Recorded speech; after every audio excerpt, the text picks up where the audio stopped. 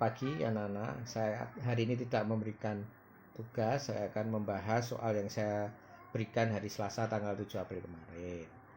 Nomor 1, perhatikan gambar berikut. Jika X berpindah ke Y dengan jarak 60 meter, S-nya ya, dan usaha yang dibutuhkan untuk memindahkan benda itu 6000 Joule, maka pertanyaannya, berapakah X atau gaya A yang diperlukan supaya X ini berpindah ke Y?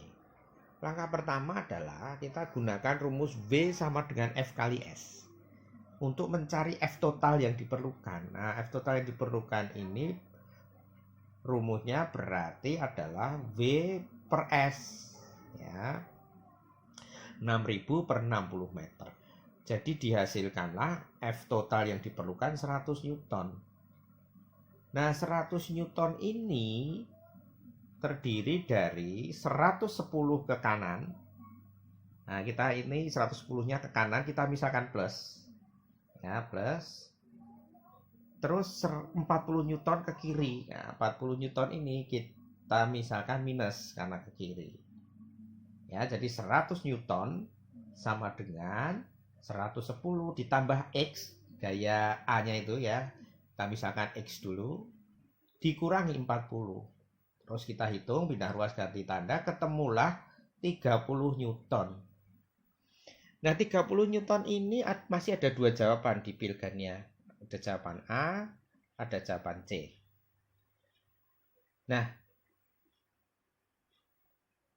yang membedakan adalah arahnya. 30 Newton ini ketemu tadi apa? Nilainya positif. Ya, positif.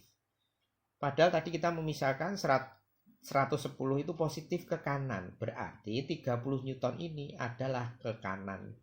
Ke kanan itu berarti berlawanan arah dengan gaya yang 40 Newton. Karena yang 40 Newton ke kiri.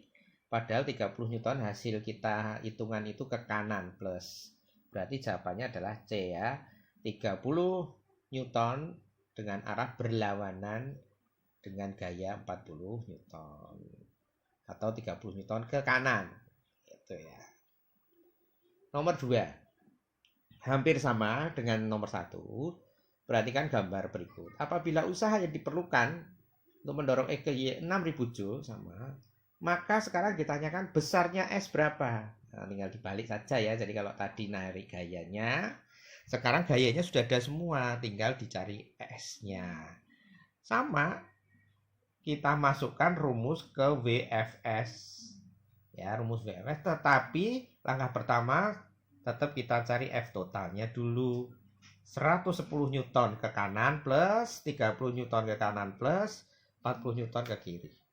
Jadi F totalnya adalah 140 dikurangi 40 Newton. 100 Newton. Nah, angka 100 ini kita masukkan ke rumus VFS. Ya, jadi V-nya 6000 Joule ini ya. 6000 Joule sama dengan 100 dikali S. Jadi S-nya adalah 6000 dibagi 100. Ketemulah 60 meter. Jawabannya yang C. Jadi ini kayak kebalikan dari soal nomor 1 tadi. Ya, jadi sama, tinggal dibalik saja caranya. Yang tadi nyari F-nya, yang ini mencari S-nya. Nomor 3. Nah ini, massa anak A lebih besar dari B. Agar terjadi keseimbangan pada jungkat-jungkit, maka posisi yang benar adalah, kalau seperti ini kan karena A-nya lebih besar, jungkat-jungkitnya cenderung ke kiri. Nah, beratnya beban lebih berat massa A. Jadi jomplang ke kiri. Maka langkah yang dilakukan supaya seimbang itu ada dua. Jawaban A dan C ini secara logika betul. A dan C. Titik tumpu saya geser ke titik P, maka otomatis nanti jungkat-jungkit ini logikanya akan seimbang. Begitu juga dengan C. Kalau anak yang lebih berat ini saya geser ke P, maka otomatis jungkat-jungkit ini logikanya juga akan seimbang. Tetapi kalau disuruh milih, jawaban ini adalah C. Kenapa? Lah ini kan jungkat-jungkit. Kalau jungkat-jungkit, mosok kamu titik tumpunya yang digeser-geser, ya. Berarti rusak dong jungkat-jungkitnya, ya. Jadi langkah yang paling tepat adalah geser A-nya anak A saja, geser ke titik P. Kan jungkat-jungkit ini mainan ya. Kalau kamu mainan kurang kalah berat ya pindah ke belakang. Kalau kamu lebih berat ya pindah agak ke depan. Nanti lama-lama kan seimbang. Begitu ya. Bukan terus titik tumpunya yang dicopot, dipindah. Karena jungkat-jungkit ini kan alat ya. Biasanya titik tumpunya itu tidak bisa dipindah-pindah. Nah, logikanya seperti itu untuk yang nomor 3. Jadi jawabannya C. Anaknya yang digeser ke P ya, jangan titik tumpunya yang digeser-geser. Nomor 4. Tuas sederhana ini ya. Panjang tuasnya 1 meter. Nah, jarak beban ke titik tumpu ini 20 cm ya toh. Maka gaya yang diperlukan untuk mengangkat batu tersebut adalah gayanya di sini ya, ini F-nya nanti yang dilakukan oleh anak ini berapa? Ya.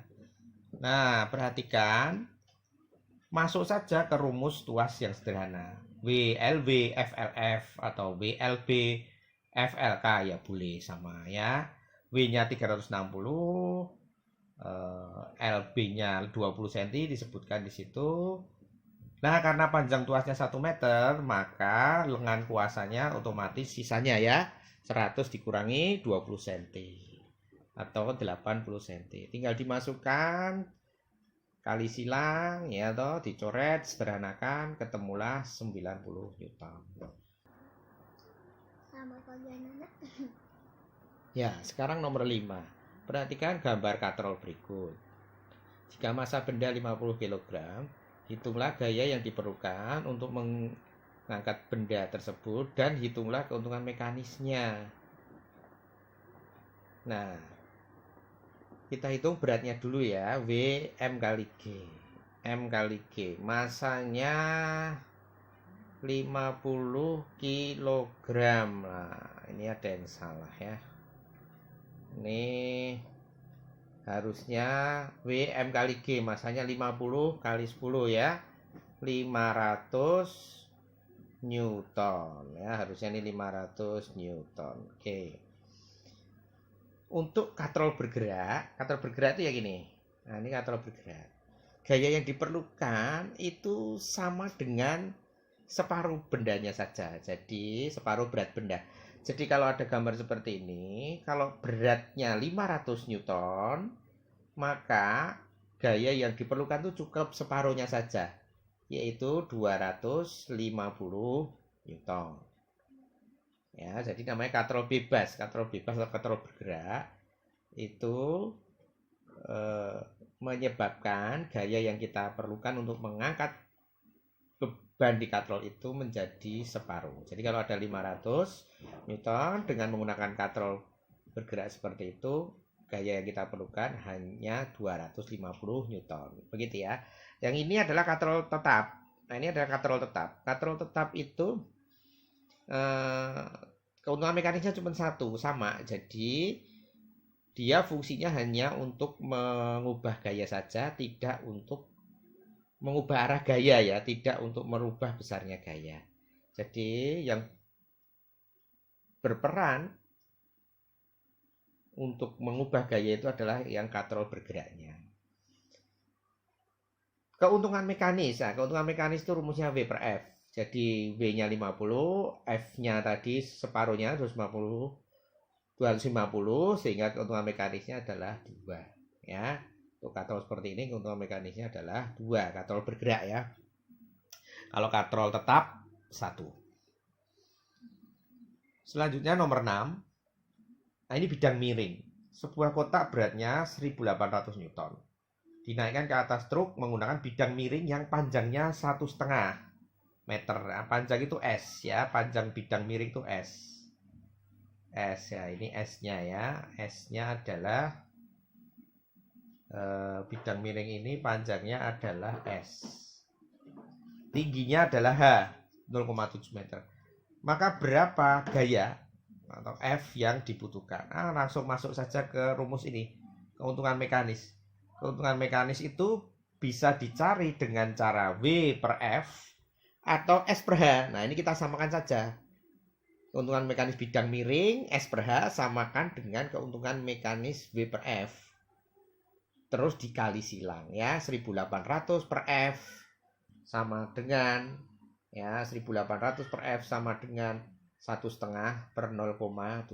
Nanti tinggal dihitung, ketemulah F-nya 840 Newton. Begitu ya untuk nomor 6. Nomor 7 ya, seperti biasa A dan B jaraknya adalah 40 cm. W-nya 300 Newton dan kuasa digeser 50 cm menjauhi titik tumpu. Jadi nanti ini F ini digeser ke sana ya, menjauhi titik tumpu sebesar 50 cm. Maka supaya tuasnya tetap seimbang, apa yang harus dilakukan? Nah, langkah pertama kita masukkan rumus tuas WLW FLF. Jadi 40 kali 300 sama dengan LF dikali 75. Jadi mula-mula kita cari LF-nya yang mula-mula dulu. 160. Terus kuasanya digeser menjauhi titik tumpu sejauh 50 cm. Berarti lengan kuasanya menjauh, berarti bertambah. Lengan kuasanya bertambah menjadi 210 cm. Ya, menjadi 210 cm. Lalu angka 210 ini kita masukkan lagi ke rumus WLW FLF, tetapi F-nya diganti karena di sini kita mau mencoba mencari F-nya. Mula-mula F-nya ya. Karena yang kita cek dulu F-nya. Nah, F-nya ketemulah F yang baru ya, maksudnya ini F baru ternyata setelah dihitung ketemulah 57,14 Newton. Jadi ketika titik kuasa kita geser 50 cm menjauhi titik tumpu, kuasanya itu butuhnya cuma 57,14. Jadi kalau kamu jawab 57,14, kuasanya berkurang 57,14 dari semula, salah. Bukan berkurang, tapi kuasanya itu menjadi 57,14. Nah, kalau kuasanya dari 75 menjadi 57,14, berarti berkurang berapa ya, diselisihkan. 75 kok jadi 57,14, berarti berkurang 17,86. Jawabannya yang C ya. Jawabannya yang C. Sebenarnya ini bisa dicek bebannya. Jadi LK-nya jadi 210, F-nya tetap 75, tapi yang diganti adalah bebannya, lengan bebannya ini. Cuma nanti ini kalau dihitung di pilgannya tidak ada. Jadi ini dipercepat seolah-olah ya. Sebenarnya kita mula-mula tuh ngerjakannya dicek dulu W-nya. Tapi dicek dulu LW-nya, LW-nya kita cek geser kemana. Ternyata tidak ada di dalam pilgan. Oleh karena itu di pembahasan ini langsung kita cari F-nya saja. Ternyata F-nya berkurang menjadi 17,86. Berkurang sebesar 17,86 dan jawabannya adalah C. Gitu ya. Soal selanjutnya, perhatikan gambar berikut. Ada beban 600 Newton harus berada pada posisi seimbang. Apa yang harus kamu lakukan jika beban digeser 10 cm mendekati titik tumpu, sedangkan gayanya tetap? Berarti kamu disuruh menggeser gayanya. Ya, karena ini bebannya sudah digeser, otomatis untuk menyeimbangkan kamu harus merubah F-nya, LF-nya. Ya, LF-nya karena dia mintanya F-nya tetap. Nah, dia mintanya tetap. Berarti soal ini minta LF-nya yang dicari. Hati-hati, ini titik tumpunya ada di pojok. Di sini, ini titik tumpunya. Oleh karena itu, LF-nya adalah semua dari sini sampai sini. Nah, ini LF-nya. LF-nya. LV-nya ini. Nah, ini LV. Ya, ini LV. LV. Ini LF. Ya, LF. Terus seperti tadi dimasukkan ke rumus tuas VLV FLF. Ya, F kali 2 sama dengan 600 dikali LB. LB-nya adalah setengah, LF-nya adalah 2. Ingat ya, setengah ditambah 1/2 karena dari pojok sampai ke F. Hati-hati di situ. Ketemulah F-nya 150 Newton. Nah, dari rumus pertama ini kita ketemu dulu F-nya 150 Newton. Nah, di soal ini minta F-nya tidak boleh dirubah-rubah. Jadi kalau bebannya digeser 10 cm mendekati beban. Ya. Mendekati titik tumpu ya, ini mendekati titik tumpu. Beban digeser 10 cm mendekati titik tumpu ya, bukan mendekati beban. Maka LB-nya berubah menjadi berapa? 40 cm. Kan tadi mula-mula 50 mendekati titik tumpu, sehingga LV-nya berubah menjadi 40 cm. F-nya tetap 150. Kita masukkan lagi ke rumus FLFVLV atau VLVFLF. Terus dikali begitu, kali silang, ketemulah LF yang baru adalah 160 cm. Berarti F-nya digeser kemana? Dari 2 meter menjadi 160 cm. Berarti harus saya geser 40 cm mendekati titik tumpu. Bukan menjauh ya, karena 2 meter. Dia mintanya cuma 160. Jadi harus digeser mendekati titik tumpu sejauh 40 cm. Bukan menjauh ya. Jadi jawabannya adalah A. Nomor selanjutnya. Nah, ini hanya teori saja. Titik tumpu di tengah ya. Jadi kalau tuas titik tumpu di tengah itu berarti pengungkit jenis kedua. Nah, pengungkit jenis kedua itu kalau yang digambar ini adalah gunting. Berikutnya, hati-hati dengan soal ini. Wadah 1, 2, 3, dan 4 diisi dengan zat cair yang massa jenisnya 1,2, 1,1, 1,3, dan 1,4. Apabila masing-masing wadah diisi zat cair sampai penuh, yang mendapat tekanan zat cair paling besar yang mana? Jadi bentuk di sini itu kayak tidak mempengaruhi. Ini dia tidak menanyakan tekanan pada lantai, ingat ya. Tapi tekanan zat cair. Nah, tekanan zat cair itu yang rho GH. Jadi yang mempengaruhi hanya massa jenis, rho, kedalaman, dan percepatan gravitasi. Jadi kalau ditanyakan tekanan zat cair yang paling besar yang mana? Otomatis yang nomor 4. Karena massa jenisnya paling besar, dia akan memberikan tekanan di dasar bejana. Ini kayak bejana ya. Bejana diisi wadah itu, tekanan di dasarnya itu loh berapa? Bukan tekanan di zat padatnya, bukan tekanan pada lantai. Hati-hati ya.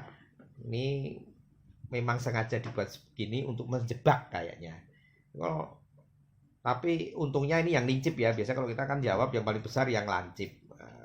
Betul. Tapi ini bukan karena yang lancip, tapi karena massa jenisnya yang paling besar. Jadi jawabannya adalah D. Nomor 4 ya. Soal selanjutnya. Nah, ini tingginya sama-sama 60. Maka berapakah perbandingan tekanan zat cair pada dasar wadah tersebut? Nah, karena tingginya sama, sedangkan rumusnya kan rho GH. G-nya sama, H-nya sama. Jadi G sama H ini saya coret saja. Tidak usah dihitung kan sama. Jadi perbandingannya ya sesuai dengan perbandingan massa jenisnya. yaitu 1,2 banding 0,8, atau kalau disederhanakan boleh dibagi 4, 3 banding 2 ya, 3 banding 2, 3 banding 2. Selanjutnya, kalau ini tekanan pada lantai ya, tekanan yang diberikan oleh dasar kotak terhadap lantai ya, ini tekanan zat padat. Nah, kalau tekanan zat padat rumusnya adalah ini, P sama dengan F per A. F nya boleh diganti V M kali G ya, ini V ini sebagai F nya boleh ya, ini sebagai F nya, V M kali G, masukkan ke rumus P F per A, ketemulah 25 Newton meter persegi per meter persegi. Jadi jawabannya D. Gampang ya kalau yang ini. Lanjut, ini teori juga. Telur, ketika air laut dipanaskan pada panas matahari dalam waktu yang lama, kemungkinan yang terjadi pada telur adalah bergerak ke atas. Kenapa? Karena sebagian air menguap sehingga kerapatan air laut atau rho-nya bertambah. Kalau rho-nya zat cair bertambah lebih besar, maka zat cair itu akan mendorong benda lebih ke atas, sehingga telurnya ini akan bergerak ke atas ya. Jadi kalau dipanaskan airnya berkurang, rho-nya, volumenya menyusut. Ingat ya, rho M per V, kalau volumenya menyusut, mengecil, rho-nya jadi besar. Nah, kalau rho-nya zat cair membesar, maka dia mempunyai gaya dorong ke atas yang lebih besar, sehingga telurnya cenderung bergerak ke atas.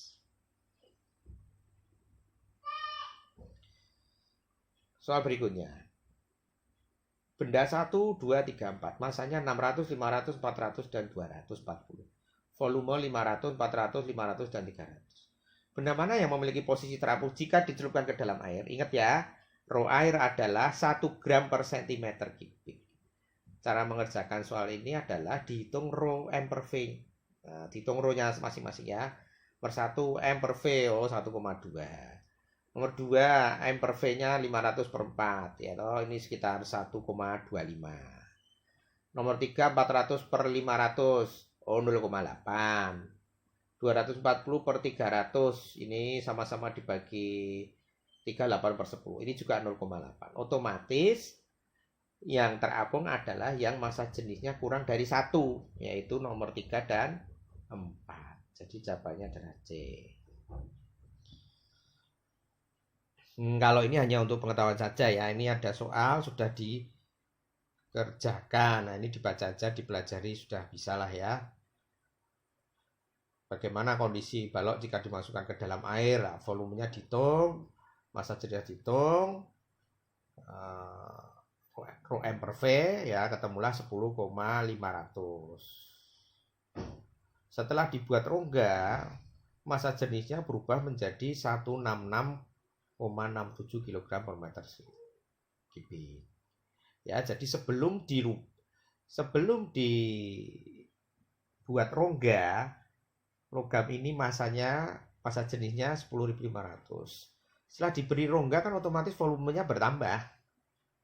Nah, volumenya berubah menjadi 0,0006 meter kubik. Otomatis massa jenisnya akan berkurang. Nah, ingat ya, kalau volumenya bertambah, massa jenisnya malah berkurang, berbanding terbalik. Kalau volumenya bertambah, massa jenis logamnya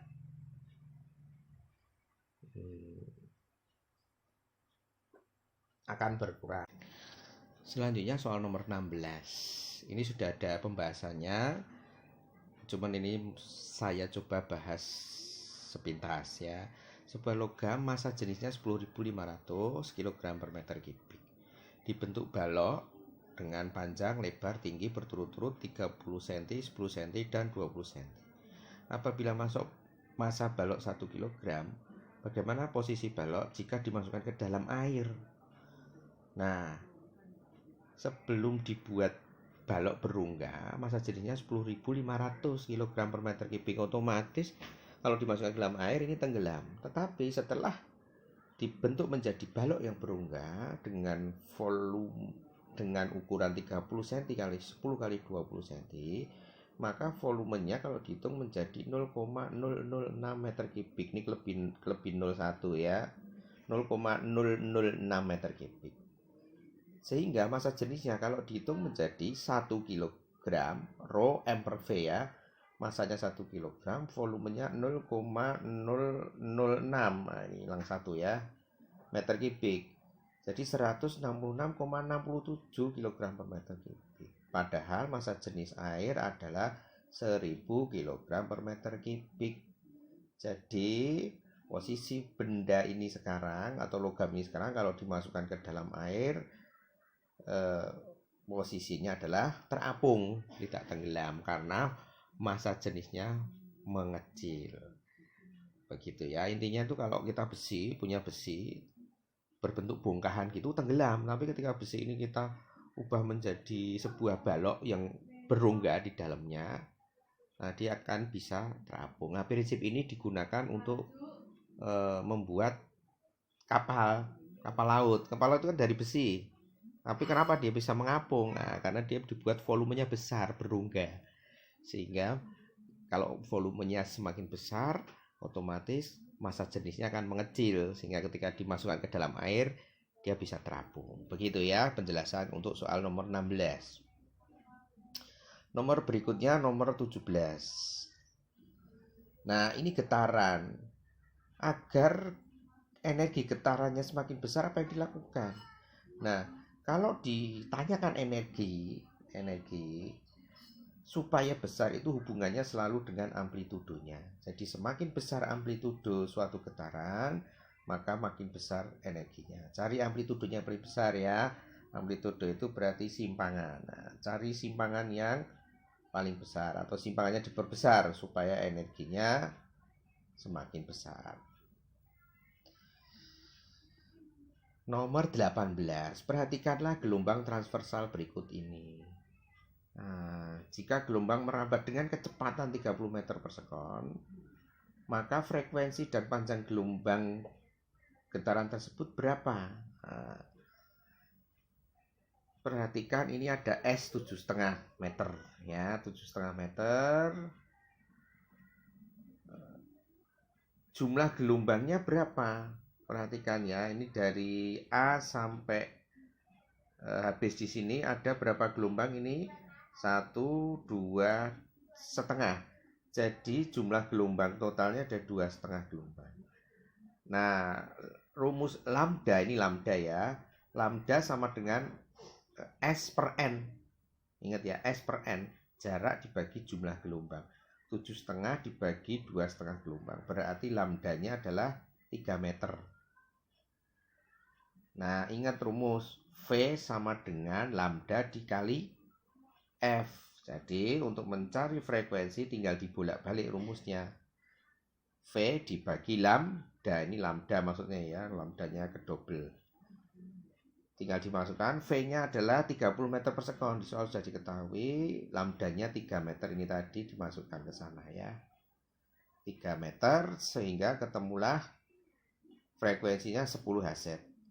Jadi frekuensi 10 Hz, panjang gelombangnya 3 meter, jawabannya adalah D. Soal berikutnya teori ya. Perhatikan pernyataan berikut. Menentukan cepat rambat bunyi di udara. Pemeriksaan ultrasonografi, menekan kebisingan, alat bantu dengar untuk penderita bisu dan tuli. Manfaat ultrasonik antara lain ditunjukkan oleh nomor ini perhatikan ya, manfaat ultrasonik itu ini. Ada 7. Berarti yang termasuk manfaat dari ultrasonik adalah nomor berapa? 1, 2, dan 3 ya. Nomor 4 tidak. Selanjutnya, nah ini hati-hati. Ini bukan bunyi pantul ya. Biasanya kan kalau ada gambar tebing begini, ada orang teriak bunyi pantul. Nah, perhatikan soalnya. Jika bunyi teriakan P, jadi orang P ini berteriak, orang Q langsung mendengarkan. Berarti ini tidak ada bunyi pantul. Bunyi P didengar oleh Q setelah 4/3 menit. kecepatan bunyi di udara 330. Maka jarak kedua dinding tersebut berapa? Tinggal dimasukkan rumus SVT saja, tidak usah dibagi dua ya, karena ini bukan bunyi mantul. Ya, jadi 330 dikali 4/3 menit. Nah, jangan lupa dijadikan detik. Dikali 60 ya. Sehingga didapatlah jaraknya adalah 26.400. Jadi jawabannya adalah D. Nah, demikianlah pembahasan soal SKL yang saya bagi hari Selasa kemarin. Semoga bermanfaat untuk menghadapi PAT nanti. Terima kasih, Tuhan Yesus memberkati.